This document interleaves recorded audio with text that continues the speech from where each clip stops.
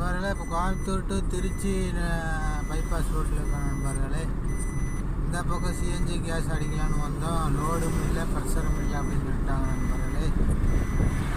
பண்ணுறது இல்லை night time.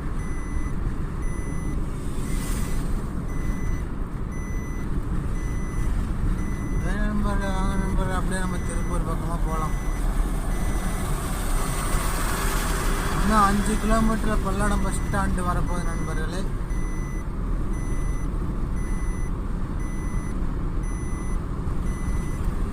அப்படியே பல்லடம் பஸ் ஸ்டாண்டு முன்னாடி திருப்பூர் பக்கமாக திருப்பூர் நண்பர்களே.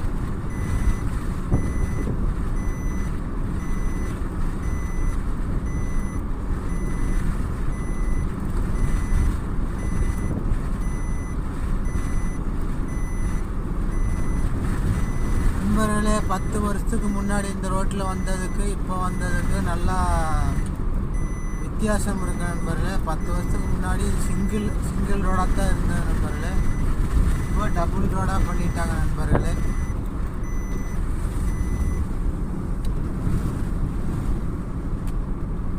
ரெண்டு ரோடாக பண்ணிட்டாங்க. இப்போ ரோடு நல்லா போட்டிருக்காங்க நண்பர்களே. 10 வருஷத்துக்கு முன்னாடி இந்த ரோட்டில் வந்த சிங்கிள் ரோடாக இருந்துச்சு. ரோடு கண்டிஷன் ரொம்ப மோசமாக இருந்துச்சு நண்பர்களே. இப்போ பார்த்தீங்கன்னா ரோடும் நல்லா போட்டிருக்காங்க. நல்லா பைபாஸ் ரோடாட்டம் நல்லா போட்டிருக்காங்க நண்பர்களே.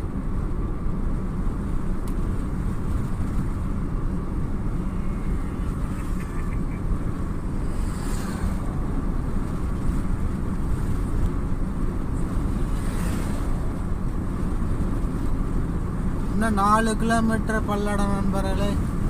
4 கிலோமீட்டர் தூரத்தில் பல்லடம் வரப்போகிறது நண்பர்களே. போர்டு போட்டிருக்கு.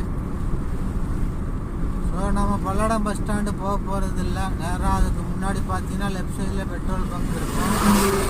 அந்த பெட்ரோல் பங்க்லேருந்து ரைட் சைடு ரோடு திரும்ப நண்பர்களே. அதான் திருப்பூர் ரோடு. நம்ம அந்த ரோட்டில் தான் திரும்ப போகிறோம் நண்பர்களே.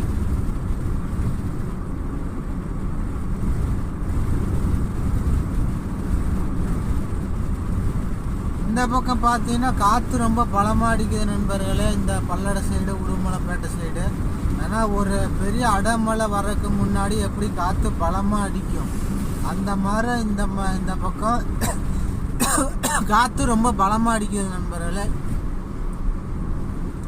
தூசையும் மண்ணையும் அப்படியே தூக்கி கொண்டு காற்று ரொம்ப பலமாக அடிக்குது. அது போய் காட்டுறேன் பாருங்களேன். இப்போ நான் ஜன்னல் விண்டோ ஓப்பன் பண்ணுறேன் நண்பர்களே, பார்த்தாலே தெரியும்.